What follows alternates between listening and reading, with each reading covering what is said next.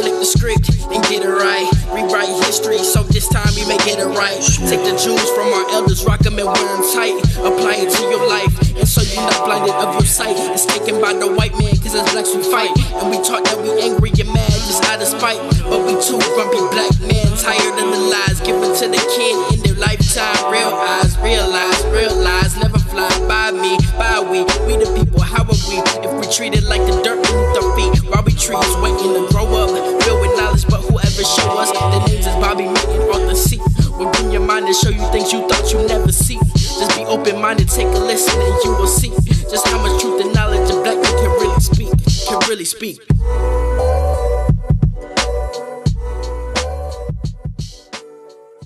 We are the Grumpy Men. It's a lot going on out here right now. I just got to get it off of my chest. This nail salon on Ocean Avenue is where the lady, that's where they got into the fight, because she said that she didn't tip her or something like that, right?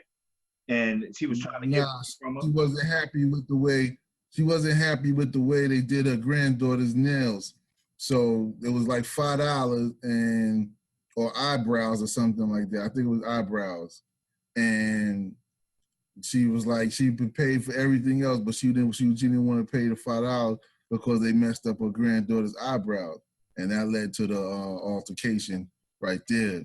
And then, yeah, because it was a few of them. Hold on, it was that one, right? And then it was another one where he punched the lady in the face outside in the street.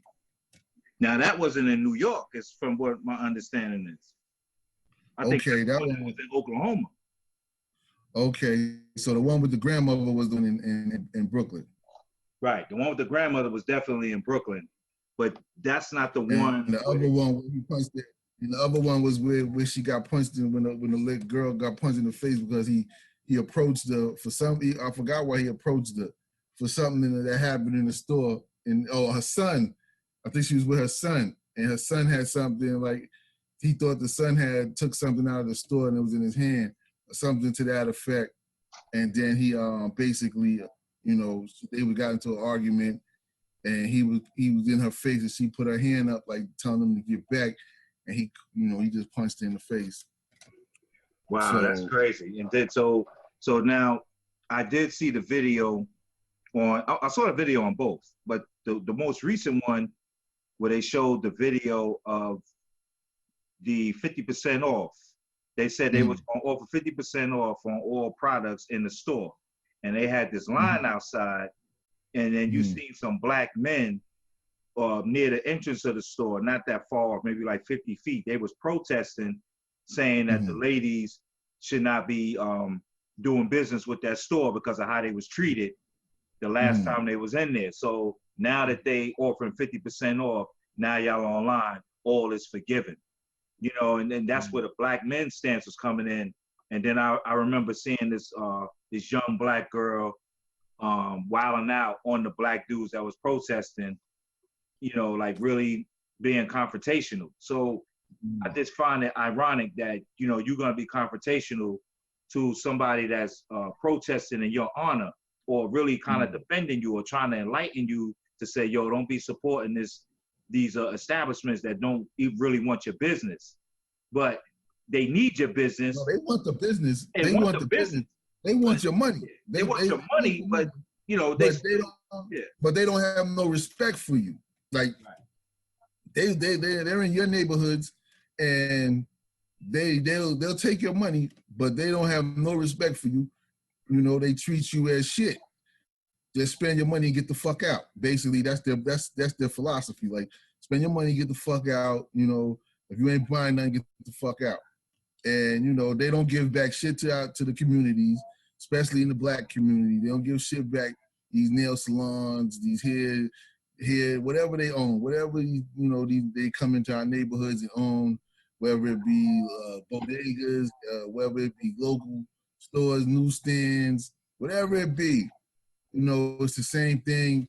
Get money off of black people, but you don't gotta respect them. Just take their money. Don't respect them. That's the common theme for all other nationalities. Like, look down on black people. You can take their money, but don't fuck with them, treat them like shit. They gonna spend their money anyway with us because they don't have no choice and shit like that. So when you see shit like this happening, where women, you know, standing out on sideline in front of a store that disrespected one of a fellow black woman, and they still stand online, the first thing they're gonna say is, well, you know, you'll see shit like, well, you know, we be stealing from their store anyway. Like, what kind of shit is what kind of mentality is that shit? Like what the fuck are you talking about? Like, so, you know, I mean, it's quite disturbing.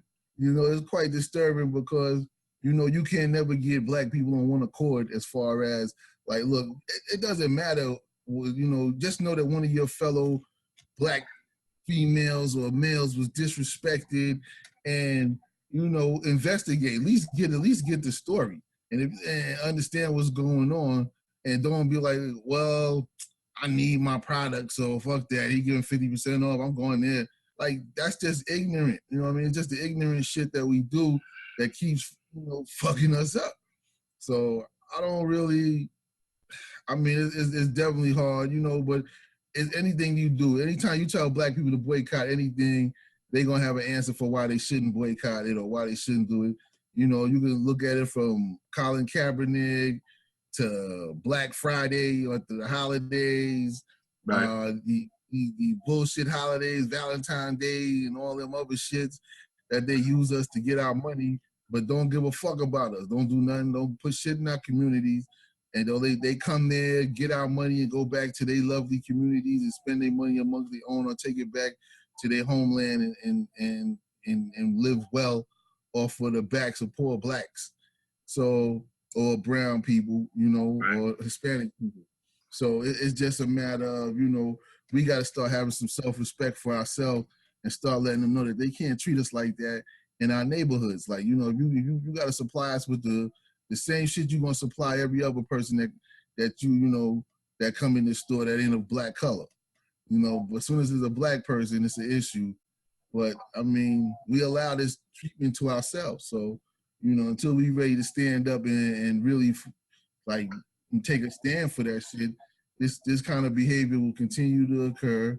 And, you know, you could post this shit all you want on all over social media. It's happening. People are now numb to them shits. So it's like, oh, what we do now? Oh, fuck that. They shouldn't have stole that shit. Or she should have just paid the $5 and just never patronized it. I'm like, why would you pay for something that wasn't done correct? Like, why? I don't give a fuck if it's $5 or $100. It's your money. You work for that shit. You know, if you didn't like something and you tell them, I didn't like it, then, you know, the best thing a business normally do would, you know, can't even be like, all right, don't worry about it, $5, we go ahead and comp that. Yeah, you know what I'm saying? Or just be like, you want us to fix it, try to fix it, or whatever, you know, or give you even a discount. Yo, come back next time we do it, we give you a free one, and, you know, whatever. But that wasn't the effort. The effort was pay us the $5, and if not, we fucking y'all up in here. And that was that. That was that. You know, that was that. So after you allow that to go on, and then you have people that's actually they're aware of what's going on, so they're gonna protest. They protest on your behalf, because it ain't no black men going up in the spot getting 50% off for hair products, you know, for the most part.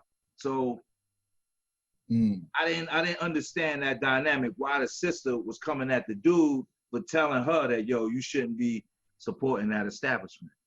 You know, like, what is that really about? Like, you know, that's the mentality that we have a hard time getting rid of. So I say it like this: Black unity is really about getting with people that have like minds, because everybody's not ever gonna be on one accord. Like, listen, I'm not in the white community. But from the outside looking in, I don't think that they're all together. You know what I'm saying? Like, I could look at a class system and be like, yeah, the wealthy's all together. They about making sure that they get the most money off of us, you know, the working poor, or the people that's trying to, you know, quote unquote, get to being rich.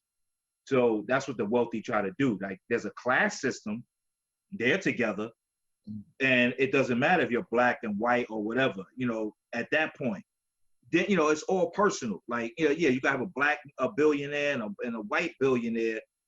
Yeah, you know, racism might come into play, but they still both billionaires. At the end of the day, they still respect that hustle that they both billionaires. But on this level, they respect it to a certain degree, because then they'll get into technicalities and be like, you new money, we old money. Right. You know, you get that type of shit going on with the wealthy. Right. So, you know, they'll be like, well, you know, that's new money. You know, that ain't old money. You know, so, you know, every you're gonna find difficulties or amongst any group of people or class or however you want to call them. But I mean, for black people on the whole, I mean, it's just bad business, because everybody know that they can take it, they can just disrespect us and still get our money. I mean, that's just the bottom line. They don't give a fuck about you. You're gonna get 50% off, so you're gonna run to their store now. They're gonna make up for all that money when they was closed down for a week or so, and get it all back because they dropped everything 50%. Now, mind you, this ain't just to pick on the Asian nail salons or nothing like that. But once again, they're in our neighborhoods with restaurants and the same thing. They own beauty salons. They own beauty supply stores. They own, you know, nail salons and things like that. And they're in our neighborhoods. You know, they hardly ever give jobs to the people in the community. Never. You know, and if they do, it's some minimal job like sweeping floors type shit. They ain't counting their money. That ain't happening. You know what I'm saying? And you know, they don't do anything in our community but get money and stay getting money and bounce, and you know, and pack up and go where they're going, and then come back the next day and do it all over again. And when, you know, and if they feel like you know, they can talk to you any kind of way, they will. You know, they definitely will. And you know, black people just on the whole just don't stick together. Like, we just don't stick together for anything. Like, it could be the smallest thing, and they don't want to stay. They'll find a reason why they can't do it. I mean, whether it's Monique with Netflix, I mean, anything. Right. I mean, anything. They always got a reason why they can't do it. Like, you know what I'm saying? But you do anything to one of these other races or these other cultures, they not trying to hear that shit. They gonna shut shit down. They gonna threaten you with, we gonna remember at the polls. They gonna threaten you with, they're not gonna spend their money here. They, you know, they don't have a problem. They gonna stick together, right or wrong. They gonna stick together. They gonna stick together. That's how they do. Right. And you just don't see that with, you know, for black people. You just don't see that. You know. Well, I mean, I looked at it like this. I figure I would share some black-owned nail salons here, you know, in Brooklyn. There's a couple right here. So I figure we put it up here. Free Edge Beauty Studio, 470 Sterling Place. Like, these is places in Brooklyn, because Brooklyn is it seems like in New York City, there's a bunch of nail salons, and it's usually owned, you know, by the Asian community. And but there are black-owned beauty supply stores and quote unquote, you know, nail shops. So we need to support those businesses. So, you know, that's the whole reason for even me, you know, even sharing this right here. You know, it's a whole list of them that's just here. So as they just flash across the screen, you know, I just take my time and do it, so that people, when they come back and they review the video, they could see like, oh, okay, there's a lot of things in Brooklyn and Queens. You know, I didn't see too many. There's a couple in Manhattan. Better Nails was on 7th Avenue. You got another one, Polished Fingertips, that's on 100 Frederick Douglass, 118 for 119. So it's not like these places don't exist. You know, they are out there. They out there. It's just that you got to take the time to put the effort into supporting the black business. So, I mean, you're gonna get another. You're gonna get another excuse. You're gonna get another excuse. Well, they charge too much, and you know, and they don't charge as much as the Asian nail salon, and they do this and this, and you know, it's always going to be something. It's always going to be something that's good. They're going to have an excuse for any kind of reason not to support you know, they own business, they own black businesses in their own communities. So, I mean, it's just, you know, it's a fight, it's a hard struggle, and you know, we definitely not winning the battle. That's definitely for sure. Like, you know, we're not spending our own money, we're not touching our own money in our own community, we're not putting enough stores in our community. I mean, people want to open up businesses, but they won't open them in the hood because, you know, they're afraid they're gonna get robbed. You know, there's all kind of shit that's going on there. You know, taxes gonna be high. You know, the insurance is gonna be high for coverage because you maybe in a high crime area, or they believe it's a high crime area. I mean, it's a whole lot of reasons. So, I mean, what do you think is the reason that people don't talk about how these establishments got into the communities that they're in anyway? When a lot of people don't know how they got into the community. Yeah. A lot of people don't know how that's a lot of these, you know, these cats come from overseas or wherever, and you know they get a pass and they come the work visa and they get money though. They can get loans and shit like that. And exactly. To open up stores in the communities that we live in. That's where the property's at, and they'll do it. Quote unquote high crime areas. Exactly. They'll do that. I mean, come on. I mean, I lived in New York, you know, I'm from New York. Lived there half my life. I still don't remember ever seeing a newspaper stand by a black man. How about a laundromat? How many black-owned laundromats you saw? I've never. Keep it 100. I can't even remember seeing a newspaper stand that you know what I'm saying, that in the subway, next to the subway. It's just not. I don't remember. My neighborhood, the subway vendors, they was from Bangladesh. I think it may have been. I'm not sure. I'm not sure it was the cat by with Nevin Street. I don't remember if the newspaper stand over there was a black one. No. But ironically, next to him was the African booksellers. You all right? You know what I'm talking about? Yeah. Yeah, I know exactly what you're talking about. Yeah. I don't know if that was black owned. There ain't no black owned spot down there. I know the newsstand you're talking about. Yeah. They have one on. They have one on each side actually. Exactly. Yeah. And neither one of them. Yo, I'm gonna tell you like this. Neither one of them was black owned. I'm pretty sure about that. But the laundromats and the cleaners, they had that on lock in the 80s. The Asian community. That's what they came over here and did. You know what I'm saying? Like they came over on the work visa. They got business loans, all of that. So when people say, well, why can't we do the same thing? We already here. That's like us going into a foreign country. You know, we got to follow their rules of protocol. We could get a loan, you know, to, you know, get a business or whatever, but you're a foreigner over there. You know, so black people can go other places and opens up establishments globally, you know, but within the United States, it's very difficult. So when you try to, you can't even compare those two things. A family that came over here in the 1950s on a grant and worked and passed the business down until eventually it got paid off, with people who've been living in the community or living in the hood disenfranchised. You can't compare that. You know how hard it is to get up enough money to put down on a property that's already earmarked for somebody else? Like, come on, man. You know the politic game you got to play for that. But those are the excuses that you're gonna continuously hear. Oh, well, we never do this, we never do that. You got to look at it like this. There are people. I know families that own the laundromat and the cleaners on the same block. Oh, I forgot this. Damn, the Chinese restaurant. So you got the Chinese restaurant, the cleaners, and a laundromat on the same block, owned by the same family. On a block I grew up on in Brooklyn when I moved from Harlem, on that block, the same family owned all three spots. Chinese, the cleaners, and a laundromat. Rob, on the same block. Shit. That's not, I mean, I believe that, because even now, here, they, instead of it being on block, they'll put it in a shopping plaza. Right. And they'll own the shopping plaza, and it'll be just all their stores in the shopping plaza or whatever. I mean, look, we know there's work to be done. Right. But to get to the work, people got to start, you know, wanting to put that work in. Like nobody wants to put the work in, you know.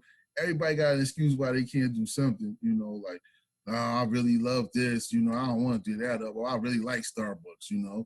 I can't go without my coffee. Oh, you know, it's like all kind of, I got to go to Waffle House. Waffle House ain't never done nothing to me. Right. You know, I mean, pick one. I mean, you can pick one. You can pick any establishment. You'll know someone who's still patronizing the same establishment that's done dirty that's done dirty to black people. And that's just facts. Like they'll still be there, they'll still be going there, and they'll still be spending their money. They don't care. Like that's just how it is. That's just how it is. Like you will not see that happening with other communities, especially the Asian. You do something wrong to somebody in the Asian community, their community is not fucking with you. They're gonna let you know they're not fucking with you. They're not fucking with you. They're not, whether it's political or anything. You know what I'm saying? And right. In those neighborhoods, all right, you think you can go in their neighborhood and open up a hair salon store or a jewelry store down there in Chinatown? Hell no. It won't happen. So, but it's easy for them to come across the bridge, right, and open up stores in our neighborhoods. Anybody. It's open game in our neighborhoods. You blame? But if you try to go to their neighborhoods and open up shit, you're gonna have a problem. You're gonna have a problem. You can't get it. You can't get it. You're not going into the Italian section of Brooklyn and opening another store. So this but they can come to that neighborhood and open up. So then we gotta put. So then the pressure really lies on. Here's the real problem. Then not the problem. One of the problems. The political figures that's in the community that's supposed to represent the area. You know, they're supposed to represent us. If in Chinatown, you'll have an Asian representative, right? So they're working in the best interest of their community. But every time we get a black politician in a black neighborhood, with the exception of Charles Barron and his wife out in Brownsville, it's a few exceptions. They work for the betterment of their community, the black community. Now, there are very few black politicians that say, I'm gonna look out for my people and make sure that this area stays historically black. And everybody else is doing that but us. We feel like we can't do that. Yeah. I don't understand that. What type of Stockholm syndrome do they have that they feel like they can't do something like that? I mean, everybody else do it. When they get into those type of positions, though, it's life or death time now. So it's like, I mean, you got to look at it. You look at it from the standpoint of when Obama came into office, and he came where he was trying to do we all can get along shit and we can be bipartisan shit and all that other shit. It smacked him right in the face, like, fuck out of here. We're not doing that. Right. We know about that shit, but here goes a black man extending an olive branch because how he got in office, he was backed by banks, bankers. That's why he looked out for the banks. Right, he bailed them out. You know what I'm saying? So everybody gets in there and take care of theirs. Bush came in, he took care of them oil, he took care of the oil people. Right. Whoever's your backing, that's who you take care of. Obama put some laws, he put shit in place, right? But to me, if you put something in place and then it turn around, then the motherfucker behind you come behind you and can remove the shit that easy, then what was the purpose of that shit? It was just like all for show. It wasn't really like, you know what I'm saying? Like you was talking so hard for 8 years about this healthcare plan that you wanted to push, and here comes 45, and he comes in and overturns that whole shit.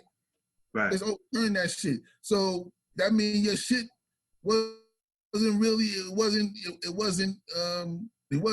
valid. It wasn't a law. It wasn't a law. Like executive orders can be overwritten by another executive order. And that's all 45 has been doing, right? And executive orders that's superseding the one that was currently in place, so he just eliminates it. But if it's law, you got to go through Congress and, and all of those things. That's not what Obama put in place in terms of trying to strengthen the black community or whatever. That wasn't his job. He took care of the bankers because that's who put him in. You know, but we were sleepwalking as a people. You know, not me personally or you personally, but this and collectively. Like we only make up 14% of the population. Granted, that's still millions of people. That's you talking about tens of millions of people, and the majority of them is just they don't understand the game. They don't understand the chessboard, and we just get left, you know, left in the dust. Like for, you know, I know a brother right now, you know, he's out there right now. It's back to school. I just came from doing back to school shopping. And, you know, they had all of these different supplies. And, you know, my boy Sai King, like he's been doing this for at least 10 years. He puts together backpacks and school supplies and takes them to the homeless shelter and gives them out to the kids that need them. You'd be surprised. There's a lot of kids here in New York City that actually they live in the family shelters and they go to the schools, you know, like near the shelters. But a lot of people don't know that. So I remember I did put up a graphic a while ago that, you know, 60% of the people in New York City live at or below the poverty line. You're talking about 6 million, you're talking about 6 to 8 million people out of 12 million. They live below or at the poverty line. So it's about money, right? So my thing is this, if it's about bread, how can people come together and put their money together to back a person who, when they get in office, I'm talking about even at the local level, I'm talking about for businesses and things like that. If they're not looking out for the black community, like an Italian councilman will look out for the Italian community, the Asian guy look out for the Asian community, the Latino guy looks out for the Latino community. You know, in the pocket that I'm in is blacks and Latinos over here. But when you look at the who's running for office, it's always a Dominican. You know what I'm saying? Like they the ones that's out there, they hitting the streets. You know, they need our vote because we all living together, disenfranchised. But when the bills get passed, when they trying to put these programs in the schools that's in this community, who you think is going to benefit? It's going to benefit the Dominican, the Puerto Rican, and, you know, Mexican, whatever Spanish-speaking entity that's over here. And, you know, we get the rest. But I've yet, even right now, on the west side of Harlem, it's rare that you'll find a black-owned establishment. We could take a walk up Broadway right now from Columbia University all the way up to 155th. If we count more than 2, I think that would be a lot. I don't even think it's 2. You're talking about a stretch of 3 miles. We can go from 115th up to 165th on Broadway. I doubt that. I know there's one on Amsterdam. There's a bookstore, black-owned bookstore. That's one business that I know for sure. That's on Amsterdam and 157th Street. But other than that, laundromat, nah, we don't own that. Cleaners, we don't have that. We don't even have sneaker stores, dog. Bodegas. So we can't even get into the complex stuff of a supermarket. You know how hard it is to get a supermarket? We need farmers. But shit, the Dominicans be having their local supermarkets. Yeah, because they get the store. They get the bodega. So how they get in the bodega? You know what I'm saying? Back in the day, they used to own the seafoods and food towns or whatever the hell it was. They had the seafood, the sea town. They still own them shits. They still own them. In the This Bronx, is what I'm saying. You gotta pass it down. They own them in their neighborhoods. But that's the thing, though. We don't think to do shit like that. We act like it's impossible to do shit like that. Like, yo, we can buy the building and turn it into a supermarket for our own. But no, black people don't look at it. They always, that's why we're looked at as just nothing but consumers. Because all we do is buy. Right. We just buy. We don't look to do anything else, to invest, to own shit, invest with our own. I mean, you could just look at most the population of those, like the Asians, the Indians from overseas, the Arabic community. They all come together. When they in their section, they all come together, live together, and they make it work. They open up stores right there. They do whatever, and it's just for them. So they can have their own food. They can have their other things that they want in their neighborhoods. You understand? Whereas we looking for everybody else to come into our neighborhood. You know, we looking for everybody else to come in and what they're gonna put up instead of what can we put up in our neighborhoods to preserve our shit. Because we live in these neighborhoods. Like, we don't even own the McDonald's that is in our shit. You know what I'm saying? Word. And or the rules to the game of even owning a franchise, you know, to get a McDonald's franchise, I think right now, I think you need about 2 million liquid.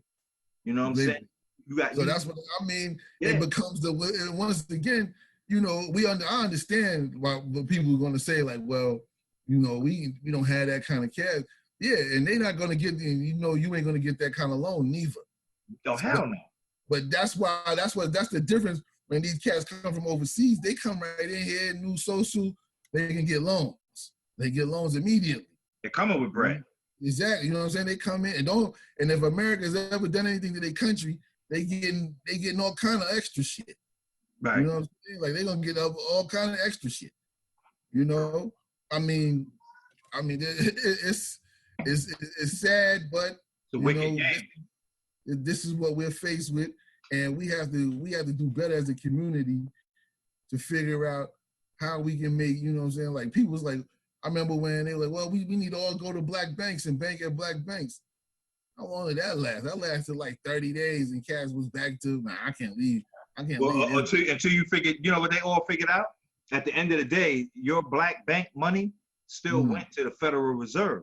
So, so it didn't matter that you bank black. It's like going into a store where you see black workers, but a white person owns the establishment. Or when you walk through Bed-Stuy, you know, in the 1980s, and you saw a bunch of black people living there, but come to find out, when you start digging and you start looking at the actual who owns the building, be white people. The black people, a lot of the black people was renting out, and now you see, you know, it looks gentrified, you know, parts of Bed-Stuy.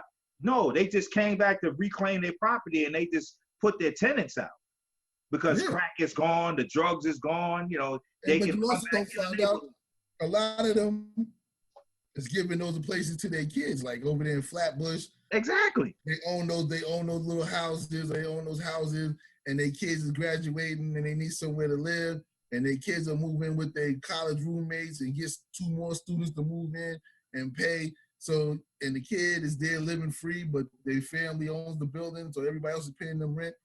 I mean, it's smart, but it is. Once again, and black people, we're not involved in none of this. We're not involved in anything. That's why they can come in our neighborhoods. They bought up all the brownstones in Bed-Stuy, Harlem, all these places. Now them things is worth $3-4 million, more than that if they hook them up. I mean, we always a step behind. Like, so that's the main thing. Like, we got to stop being a step behind, go for it. Like, you know, and like, but it's hard because we don't want to build with each other. Nobody trusts nobody. That's how black people are. Like, black people, I'm not putting my money with that. I don't believe in that bullshit. It's always some type of way to knock down a hustle instead of trying to find a way to big up the hustle, you know? Right. So it's crazy that way. And, you know, I know a lot of people like, well, you know, crabs in the barrel type shit. Yeah, but we got to get out of that shit now. You know what I'm saying? We well past that. Yeah, we got to move beyond that. Like, you could just look at past that shit. Look at the stuff that's online, bro. Like, look at it. Like, the people that's already, like, they promoting stuff online, and people be having like 100,000 followers. You know what I'm saying? But they'll put up bullshit. You know what I mean? Like, but people will support them and give them, you know, monthly money, whether it's $2 or $5. So if you got 100,000 followers and they each put up $1 per month, you still could get 100 grand a month. And that's just for somebody following somebody who may not even be working in your best interest. You just like what they say. You like hearing, you know, you like talking to them or hearing what they have to say about, you know, this issue or that issue. You know what I mean? And then half of them don't even know what they be talking about. You know, and that's the truth. And then we'll come on here and we'll talk some real stuff, and, you know, we're not asking for bread or anything like that, but it's just the spreading of knowledge. That's how I was taught. You spread the information to those who can receive it. and everybody ain't ready. And that's what we gotta fix. We gotta stop saying, "Oh, everybody over there is doing it." No, it ain't everybody. It's just a large enough group that they lock down their area. There ain't gonna never be a black area now that's gonna be reestablished. If you're gonna make one, you gotta make it in an area where we already are, and you gotta buy up the land, meaning and put up stuff, you know, in the places that, you know, it might be rural. Right now, it might be considered rural. Like the shopping plazas that's down south and the other parts outside of New York City, they get bought. They near the highway, and people put up and they build it, and that's it. You see what comes through there. You have a barbershop, you got a nail salon, you know, you got a little restaurant, you know, whatever. Chinese food, Asian, you know, whatever, pizzeria. You gotta just do it. Somebody, it only gonna take one person. You know, somebody with bread that's like the 6 degrees of separation. A friend of a friend of a friend. If we all gonna come together and put our little bit of money in under a business entity and own that piece of land, then that's what it gotta be. And there ain't that many organizations out there that's actually doing that. I know one. You know, I'm not even gonna put it out there online because I don't think everybody is worthy of even being included in that. Like when we go off the air, I'll tell you the name of the organization. Like at least that's what they're trying to do. You know what I'm saying? Like people got to stop spending their money with businesses that don't give a damn about you. You know, because I for us when we was coming up, I know when we went into what you call those, the fruit stands and the markets. I remember the movie Menace to Society. Like that's how they used to treat us when we walk in their store. Just pay and get out. Just pay. You leave my store now. Like, yo, that's real. That's how they used to act towards us. Follow us around the store, you know, and then, you know, us being bored and sometimes. They still do that shit. They still do it. Stores. They still do it. Do that shit. And so my thing is, why do I need to go in there? I'm like, I ain't going in there. I don't need to spend the 75 cents extra for something just because of convenience. And you know what? I'll wait till I get home. I wouldn't get in my neighborhood. But then it's still, at least, all right, it's in my neighborhood, but I'm supporting a Latino person now as opposed to this Asian. What's the difference? It ain't a black store. I'm looking for a black bodega. They don't exist no more. They used to be there in the 70s in Harlem. Ain't there no more. There's a reason for that. People take the cash and they bounce. They went down south. Charlotte, Atlanta, parts of Florida, you know, like North Hollywood, like that area, that part of Florida. There's pockets where, you know, people just moved and said, you know what, forget New York City. You know what I'm saying? They go and they do their own thing. People making it work. You live out of town, you get a 5-bedroom mini mansion or 5-bedroom townhouse, you know, cost you $1,300–1,400. And that's on the high end. And here in New York, $1,500, they're gonna get you a 1-bedroom. I know they changed. So they changed with the time. That shit costs now. It costs now. That's over time.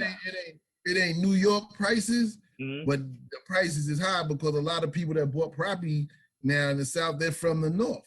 So you got an influx of Asians buying up a lot of properties, whether it's the Korean, the Taiwanese, I mean, whoever, you know what I'm saying? They buying up pockets of property and they're becoming landowners, and then they're renting them out, and, you know, they're charging what they would normally charge in New Jersey or New York, because that's what they know.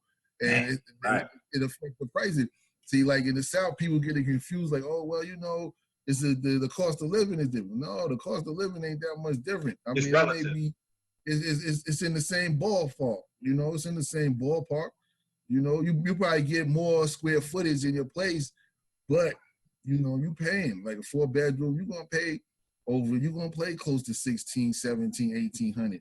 In New York, that's probably about 3 stacks, you know, but that's, you know what I'm saying? I mean, but then it's relative. The pay does not equal, the pay is not balancing out, because people out here paying $1,800 for rent, but you only making $15, $16, $17 an hour. Yup. You struggling to pay rent. That's struggling. You know, same struggle. That's a struggle you. You know, that's you might as well struggle in New York then, or another major city. I mean, that's. I don't know if you want. It's a different struggle, no doubt. It's a different struggle. It's definitely it's a whole different struggle. It's a whole different struggle.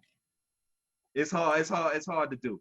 It's definitely something to think about. But I say it's all relative. So when the people come together and be like, all right, I'm gonna take my bread and I'm gonna buy a little piece of land in Georgia or Louisiana or North Carolina.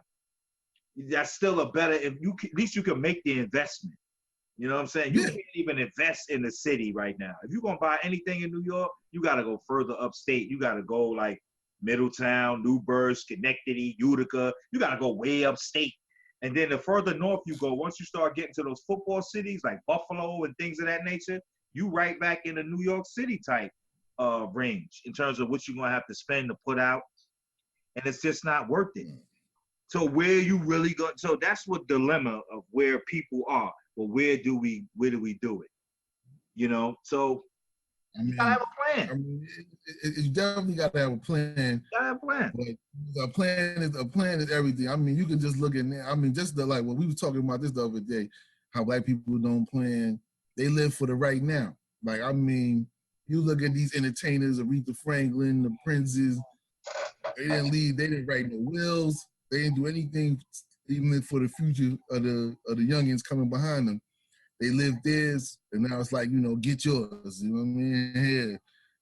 Like, and when you don't have a plan for your money, somebody else gonna come in, and then they set up estates and trusts, and if you ain't part of that shit, you gonna be left out the loop. So you know what I'm saying? Like, and you gotta remember, like a lot of these white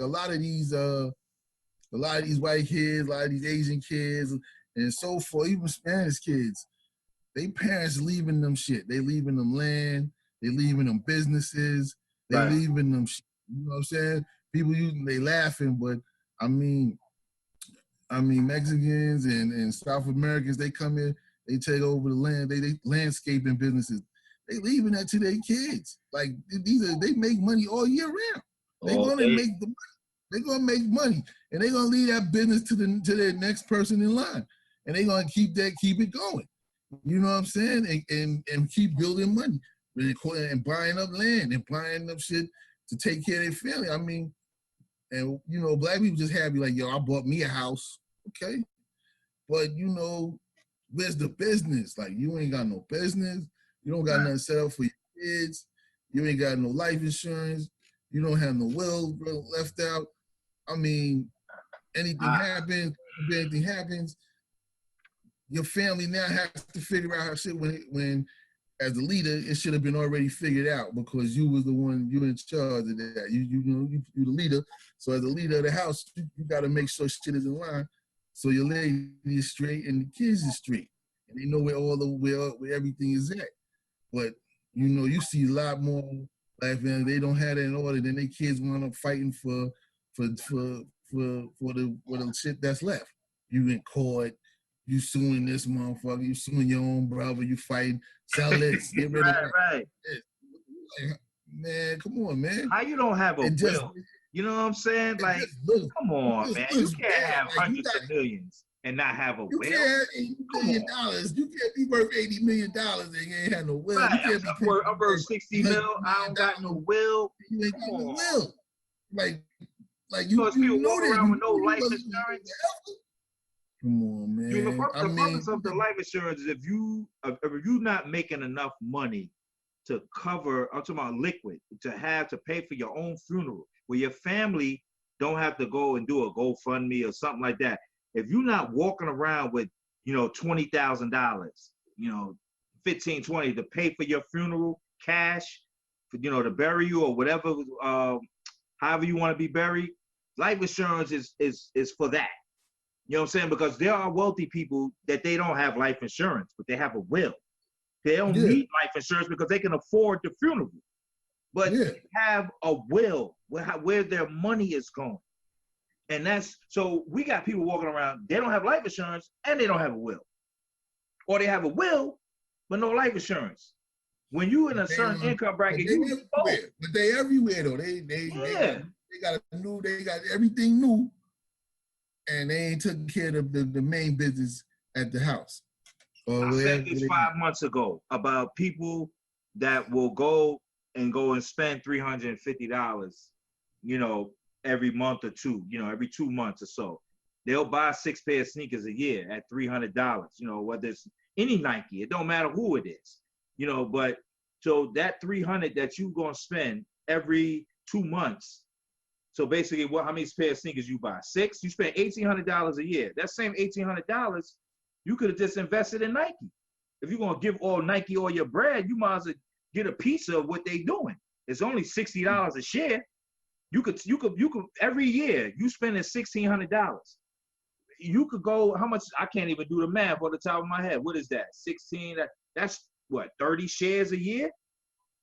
You could buy 30 shares of Nike every year. So after 10 years, you'll have 300 shares. At least you got something you could pass down. That's only 10 years. You could have something to pass out. Yo, I own Nike stock. It don't matter who's in the national championship, what sport, what no matter what it is. I got Nike stock. I'm good. My kids is good. You ain't gotta brag about it. Just have it. Get life insurance. I mean, everybody got an expiration date, dog, and you don't have no life insurance. But you know, at the same time, these are the type of things that are not taught to Black families. You know, I mean, it's been definitely a disconnect. Because back in the day, they had wills and they would make wills and they would leave it. So, you know, this land is for my kids, whatever, so forth. But somewhere along the lines, people just stopped doing that shit. And, you know, their families being in a wreck after that. They don't know that because they gone. But, you know, to keep the peace, you know, have your shit ready. Have your shit ready. Like, you know, have your shit ready to go. Have your shit, like, this is where the shit is at. This is what we doing. And this is how it's going down. You know That's what I'm saying? That's the best piece of advice that we could give to anybody. That's the best piece of advice you could give. You know, prepare for the future. And yo, you gotta have life insurance. You need that. You gotta have a will. You don't want your money up in probate court. You know, people gotta fight and they gotta sue each other to get money because you decided you didn't know who you was gonna leave it to. You can't go, especially when you're talking about millions of dollars. You know, I can't be worth 50 million and not have a will. I mean, you see people fighting over thousands. That's what I'm saying. Like, so if I'm worth 50 million and I don't have no will, like, come on. It's the mentality, man. That's the last 30 years, I can't front, man. The last 25 years, I've just seen the complete reversal of everything that we was raised on. You know, the whole community building and things like that. Like, we was raised with certain principles. Like, we're gonna do this, we're gonna do that. We're gonna open up this program. All that shit went out the window. Everything went out the window. Yeah, and, you know, that's what I keep telling people. Everything went out the window. You know, once the CIA came and, you know, we was funding that war, you know, in another country, you know, Nicaragua and all of that. Like, yo, that's real. Like, crack and heroin killed the community. They dropped down the property values. Buildings was getting burnt out and all of that. And then people with money was coming and buying it and holding the land. They bought it cheap. You know, what's that the old motto? Buy low, sell high. Yeah. You know, people was, you know, losing their places. You got the banks doing the mortgage fraud. They're doing legalized mortgage fraud because they're doing that the fluctuating rates that they was giving out to people. Yeah. You know, like this year is you could afford it, and then next year is no way because the rates done went up. They tripled. That shit go up so high. Yeah, go ahead. You pricing people out in like a quarter. In January you could afford it. Then by November the interest rate is about 50%. You can't. They usually give you about 3 to 5 years, and then that balloon kick in. Once that when the balloon kick in and you locked into that and you know you can't afford it, you're done. And they ain't no 5 years later, they're gonna get the property back. So then they gonna resell it. They're gonna resell it. But then the smart people, when the crack and the heroin came, they just bought up the land around the hood and they just held it because they already know what's coming down the pike 15, 20 years from now. If you're a businessman, you know I'm just holding this right here. This is Manhattan property, or this is Brooklyn, this is Bed-Stuy, this is Dumbo. Yo, down by the bridge. It wasn't nothing more grimier than the area by downtown Brooklyn by the bridges. And now that property is unaffordable. That shit is the third. That shit is the what is it? It's the first. It's number one. It's the highest property in the country. Then San Francisco. Then Manhattan is third. That's what I'm saying. So downtown Brooklyn has turned into a gold mine to the point where they've started removing people from the projects. Right. Because they want to use that now. Well, you know, a couple of private industries, a couple of private businesses have actually bought some of the nicer buildings, you know, from the city because the city, you know, taking the money, people are coming in and they're invested and they, you know, so now when they buy a building, they look at the rent roll and they got to start kicking people out. Yeah, like, you know what I mean? You used to be late with your rent, you better not be late now because your ass is out of here. Especially if it's private owned. Because I would tell you like this, I drive on the FDR Drive. I remember some projects there, like what it used to be projects. They all like in the 20s. And then over like every year, you just see like an upgrade to the building. Now they got green windows. You know, the brick looks nice and brown. And then all of a sudden, it wasn't a project no more. It took about 8 years. But it ain't the PJs. So it's right on the FDR Drive. You can't miss it when you're going northbound. Yeah. You know, you can't miss it. You ever been to Coney Island? You been out to Coney Island? Absolutely. Recently. You see how they redone all the buildings? Absolutely. They taking over, you know, that, you know, because, you know, the Jews own part of that section, you know, they like the European Jews. Right. And they own a lot of that over there in Coney Island. They took over a whole building, redone the whole building. That's their shit. Yeah, that whole area by Brighton Beach side. Back in the day, that building was predominantly black. I know that, and I know the building that you're talking about. It's the building right off the boardwalk. It's like a creamish looking building, about 20 floors. I know what you're talking about. But see, the European Jews over there, the Russians, they own that side of Coney Island. They own that, over there on the Brighton Beach side. And then they now carved out on a the nice other side, they carved out a nice little they carved out a nice spot. And then now where MCU Park is by the baseball field, where Coney Island the amusement park is, that's being slowly taken over, you know, but they're trying to revitalize that area. Now the project is still out there. You know what I'm saying? But if anybody, you know anybody that lives out there, that's like another world, man. It's a straight up two-fare zone. Because even if you live, all right, the train leaves you on West 8th. The project, a lot of the project buildings is on like 28th Street.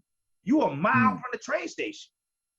You know what I'm saying? So it ain't like it's like convenient. So even in parts, I got family in Detroit, parts of Detroit where you come downtown, you can't even get to the airport unless you take a cab. There's no buses that run from downtown to the airport. Like, it's just like that, man. You know, we end up living in these areas, but you got to build the infrastructure. So, but before you even build the infrastructure, you got to build a mental infrastructure to say, all right, we're going to take over this area one building at a time. We're going to put up this grocery store and we're going to support it. It doesn't even seem, the way what you're saying is the truth, but it doesn't even, you know, it doesn't even sound like that's something black people can do. So we believe in Wakanda and Black Panther, but you can't try to make it actually materialize to put something together like that. But we could walk around in dashikis and greet each other on that stuff, but we can't even support our own neighborhoods, man. It don't make sense. It just don't. You know, and we all saw Black Panther. Well, and first of all, Black Panther was a comic book. So I read that way back then, like, oh, okay, this is a area, you know, in Africa, you know, basically like Nigeria or Ghana over there. But people, they bought into the dream that this is actually available when you could actually live out the dream and get a neighborhood. you know, there are abandoned towns in the United States right now, like abandoned completely with homes and everything. Yeah. Nobody bought the property. They don't want to live in Connecticut. I don't want to live out there. Where you want to live? You struggling to live in New York City, you can't pay no rent. At least I would rather, you know what? I would rather own a town than live in a city and be struggling. At least in a town, you could actually, you know, write to the state, get grants and fix this up, fix that up. And then, you can just create stuff, create revenue, you know, get a sheriff department, incorporate the town. You could write some speeding tickets. You know what I'm saying? You know, go to the courthouse. No, but people don't think like that. We just want to spend. That's it. You know, man, everybody want to live their best life. Everybody trying to live their best life. Live their best life. Okay, you live your best life as a financial puppet to the next person, to the next corporate entity. And then we pass that down. And then the people who do have an entrepreneurial mind or entrepreneurial spirit and do pass down those things to their kids, they're like outliers. They don't exist. Yeah. Even in any industry, we can look at the entertainment industry and go, I remember when they tried to put together the distribution network. And the people that ran the industry, they shut that down via the federal government, you know, because Jay Prince, Suge, Dame, Dash, and who was the last one? Irv God, like them four. They tried to put together the distribution network for the hip hop. They shut it down. Every one of their doors got kicked in. Their offices got raided on the same day. They were no, y'all not doing this. But you got to keep it all the way 100. Like you got to keep it all the way 100 on that. I mean, you was going in. First of all, you going into business with Suge. Right. I mean, he was already a marked man. Like Irv Gotti was a marked man. Like he was, you know what I'm saying? These dudes was marked men. They was already on the Fed's radar because of the people and the things that they did. You know what I'm saying? Jay Prince was already on their radar. Dame Dash became on their radar once you started entwining with them, trying to make deals with you know, doing things like that nature. Like, you know, that you know, and those type of things, it's all about bubbling quiet and keeping it to yourself until it's ready to be to a level where you're ready to expose it to the masses. It can't be something that, you know, you taking photo ops for and doing shit, because you got to understand what you're going up against. You know what I'm saying? That you got to go understand that you're going up against a giant, and this is how they get their money. This is how they get their money. You know, the only thing that changed this giant now is the internet, because they can't stop the internet. So now the music industry they got to find ways to get their money before the internet, because you can get it for free on the internet, or you can just buy it and stream it. So now they trying to get all these streaming companies, and everybody got a streaming company, and they want you to sign up with them to get streams from your phone, or you know, however you want to do it. I mean, they had to find another way. Then then it started being more 50-50 deals and shit like that. They had to get more creative on how these record companies. That's why it's not a lot of them around. Now you can be independent because you don't need them. Right. You don't need them because you can distribute yourself to Spotify, iTunes, Pandora, whoever else, Tidal, whoever else got it. You can get it to them without the help of a label. You know what I'm saying? So, you know, I mean, I know what you're trying to say with that, with them trying to do that, but once again, you got to look at the cast of characters and be like, right. I mean, it was a good idea. You know what I'm saying? It's a great idea. It's a great idea. But actually, the people that was trying to do it was already Michael Jackson wanted to do that. For those. I mean, you know what I'm saying? I mean, when Mike started to wake up and wanted to be like he wanted this and that, by then it was too late. You know what I'm saying? He was already too late. Come on, they already had took Mike through the ringer. You know what I'm saying? They had brought him, they had dragged him into court. You know, Prince, even him, they told him he couldn't use the name Prince. He had to sue. Like, he had to do mad stuff just to be able to use his. And Prince was on the internet. He was on the internet. But you see how he did it, though. He was like, all right, then I just start going, since I can't use my name Prince to make money from, I just call myself the symbol. Yep. Still dropping albums, making money. They still couldn't stop his hustle. They couldn't stop because he was on the internet. You gotta know how to use your brain. You gotta use your brain. Like, okay, well, you own the name Prince, but you don't own me. I can still make music. I'll leave the name Prince and just be looked at as the symbol. And that was that. I respect this gangster, you know, because he was taking subscription. But that was why. In the but 90s. that to the point, that's what they had. That's why they had to be like, fuck it, let's do music. He was still making money. He was still making money. It's a symbol. So he wasn't stopping this shit because he was still able to sing his songs and do whatever the fuck he wanted to do, but he was just doing it as a symbol. Mm-hmm. So, I mean, you know, it's once again, you got to use your brain. And a lot of these dudes just, you know, they bring a lot of attention to themselves that they don't want to do shit, but you already hot and don't even know you hot. Like, you know, you already hot. By association. Yeah, you hot by who you associate, you taking photos with, this person doing shit with this person. I mean, it just can't, you just can't be doing shit like that. Not when you're trying to get in and go up against a machine that's been running for eons and getting billions of dollars. Like that, what was that article the other day that came out? Somebody put how the record industry made billions of dollars in last year, whatever it was, and the artists only made like, I don't even know how much kind of percentage it was, but it wasn't high. The average artist make 12%. They make 12%. 12 cents on a dollar. But I mean on the average.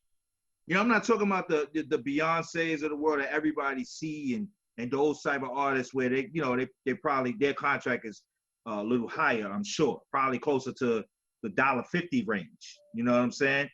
But there are many contracts, there are many artists out there when they sign their deals, besides getting a 360 deal, because first of all, if you sign with a label now, you getting 360 then, period. Because they got to get money off of everything that you do, merchandise, shows.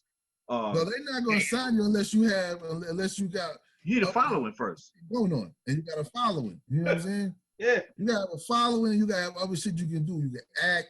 You can write music. You can do other shit where they can market you to do shit so they can get their cut. Because the artist is still only making his money from shows. That's where they make their money. They're not making their money unless they write and produce the whole shit they sell. Right. You know what I'm saying? And most of them, you know, that's not what they're doing. They still going, they may write the lyrics, but they're not going to produce the music. There's only a few of them that do that. You know what I'm saying? So that's how, you know, that's how you get your money. You got to tour. You got to tour constantly. You got to do shows. But with you now, once again, you out there acting like an idiot, and then you want, you know, doing stupid shit, now that fucks up your tour money. You know, now nobody wants you in their buildings. So it's like, you know what I'm saying? You got to be smart in what you're doing. Like, a lot of these dudes just ain't smart. They doing it for instant fame, and that shit go away. And then when the shows go away, there's no more dough for you because you can't sell records. The records, you really ain't getting no money off of that streaming or the records unless you just know get you a good deal. And a lot of them ain't in a position to get no good deal, so they come in with their hand out. You know, so when you sign up with these cats, they still getting their bread, and you got to go out there and work to get your bread, which is the tour. You know, only you see the real artists, they on tour for 2-3 years, making sure they securing that bag. On 2-3 years, they out there on off of one album. Like, shit, I'm gonna be out here for a year or two, just doing this album and putting songs out and making touring and going over, doing everything. You know what I'm saying? Right. Got to go overseas. You got to do a lot of shit. You know what I'm saying? But it's your content, and you should own that shit. But we don't. Like, just the same thing with hip hop. It's our shit, but we don't own the shit. So we getting fucked again. You know what I'm saying? Everything, even when we make shit, that's our shit, and we gotta get paid, we try to get paid from it, we wind up selling our shit to the next motherfuckers, and then they controlling our shit and telling us what's good and what's not hip hop and what is hip hop and all this other shit. Like, the shit is crazy. So I mean, it's the music. I mean, that's why the game is where that. I mean, we fucked up, and dudes ain't gonna, you know what I'm saying? They ain't making no money. And these kids is following these cats, listening to their music like it's gospel, and that shit ain't gospel. A lot of these motherfuckers ain't doing half the shit they told you they doing. You know what I'm saying? They ain't taking pills. They ain't doing that shit. They ain't taking no lean. They ain't drinking that shit. You know, a lot of them ain't doing that. They lying. And you know, a lot of them went to school too. But they telling you they didn't. Like exactly, you have more than half of them motherfuckers went to college. Like you know, like they tried their hand at college first. Some of them finished. Some of them had dropped out when they got a deal. Some dropped out to go chase the dream. But they touched the building. You know, they wasn't on the corner as, you know what I'm saying, like DMX, like, you know, he ain't touched no building. He was just doing what he do. Yep. You know what I'm saying? So, you know, you got to, you know, that's another thing, like, you know, this with this music thing, like these cats, they sell their soul for that little bit of bread and gold. You know what I'm saying? It's like, it don't last long. It don't last long. It don't last long unless you create a niche for yourself in the game. And people like you, and they're gonna continue to like you. You know what I'm saying? And you know, a lot of these dudes, they just come with a song. By next year, you won't even know who the hell they are. Another motherfucker done replaced them with red hair and some other shit. And right. Now they the new motherfucker. You know what I'm saying? Well, that part ain't gonna never change. You know, that's always been, you know, how the industry has. You know, it's always been that way. You know, and that part is not going to change. And that when we was coming up. No, I'm talking about the part. I'm talking about the part where when you lose your spot, like it just lasted longer back then. Like an artist could have a run for like 5 years before you even start talking about, oh man, I ain't really feeling him no more. Yo, I like this new cat that's out. Like you could get 5 years, you know, going on 10. Like the average artist could have a 10-year career. You know, starting from like 84, 85. Like he could last to like the 90s. Like KRS-One, he lasted, you know, from like 86. He came out with an album in 93, 94 to boom back, put him back on the map. You know what I'm saying? That was 7 years later. Like now he's out there now. He ain't making no music like that, but he got enough material to talk. He got a bunch of shit that he touring off his old shit and exactly. making overseas. Because that to them is bullshit. That's bullshit to them. You know what I'm saying? I mean, they know the music is old, but to hear him come down and sing it, it's like brand new shit to them. So, you know what I'm saying? That's what but see, that's what I'm saying about. See, this is the thing. Just like how we talking about, like, yo, black people, like, once again, in our genre of music, which is hip hop, that's our shit, right? Right. We treat our artists, we treat our old artists like shit. But meanwhile, rock and roll motherfuckers is still on world tours. On world tours. These motherfuckers is 60 years old going on Aerosmith, yeah, true. Exactly. But motherfuckers is mad, you know, Jay gonna be like 50 soon. And motherfuckers is like, yo, you know, but the funny shit is, he's still better than most of you motherfuckers. It's like that. You know what I'm saying? He's still better than you. Jay, he's gonna be 49. Like he about to be 50 years old next year. Like, and he first of all, it's talent.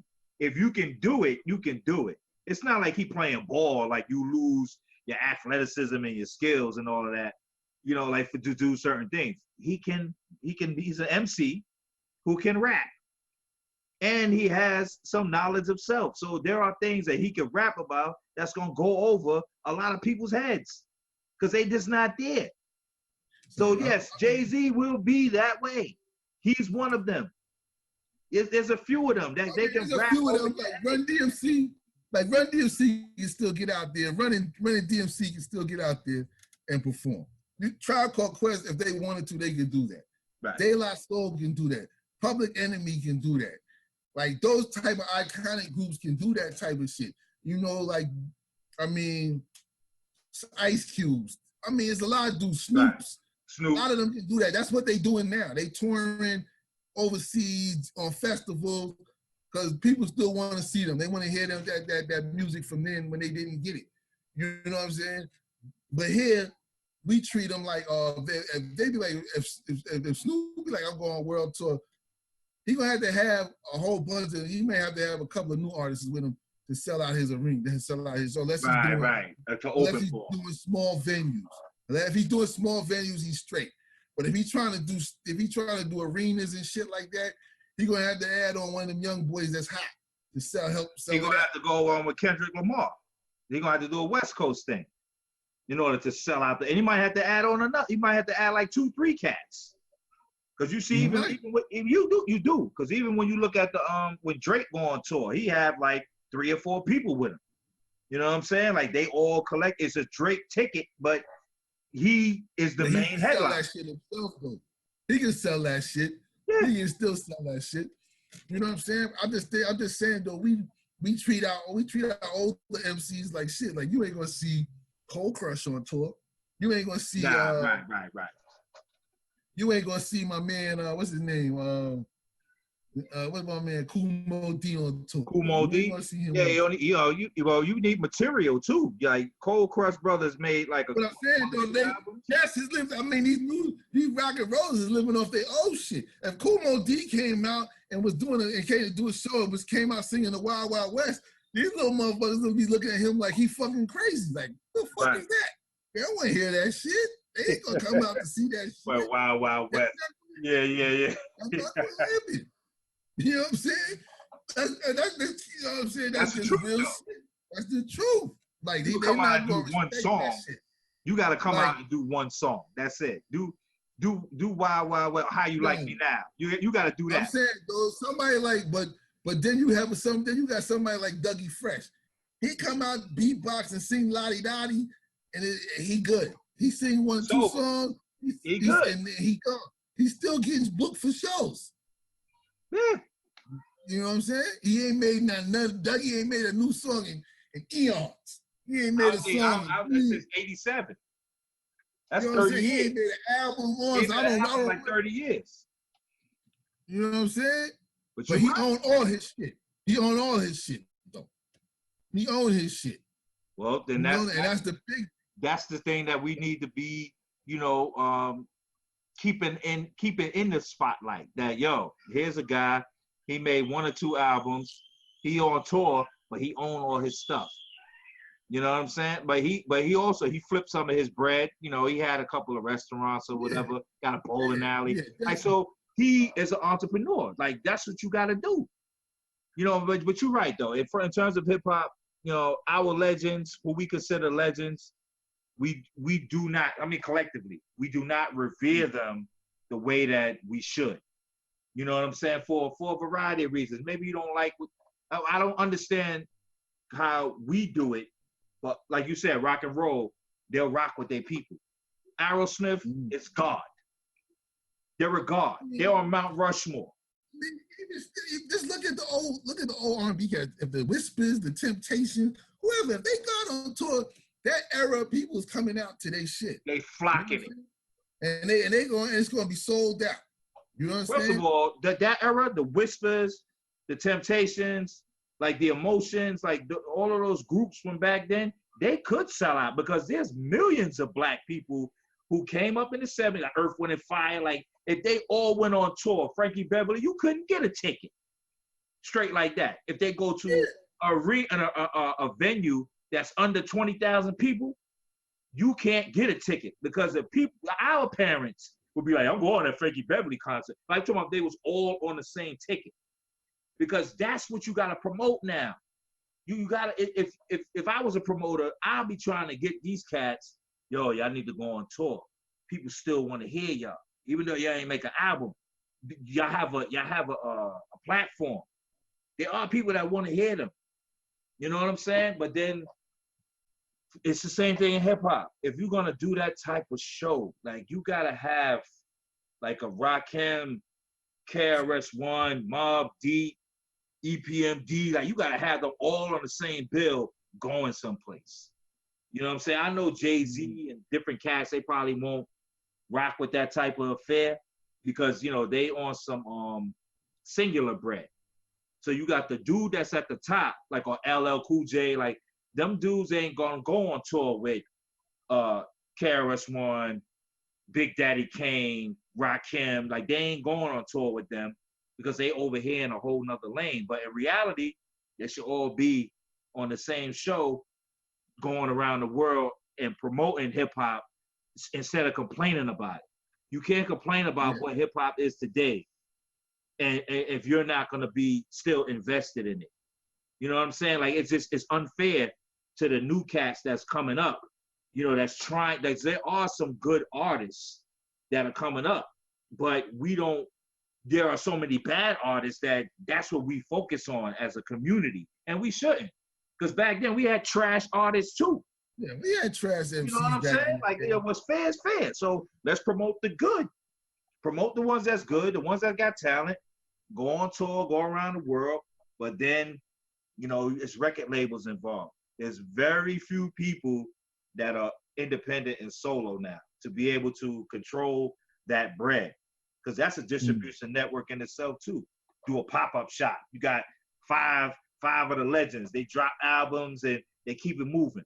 Yo, that's tight. But you ain't gonna have nobody doing that. Cause they ain't gonna know how to promote that.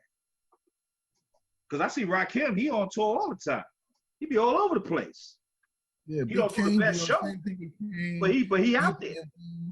They out there, they still touring, they still doing their thing. Yeah. But it's just not the same kind of love though that other legends in other genre of music get. It ain't gonna never be that. Yeah, that's sad because I'm glad you brought that up because, like you said, the Temptations and the Whispers, like, yo, I don't know what it is. It's a very good marketing thing that they do, but every time around Mother's Day, the Whispers throw a concert. Ladies out, man.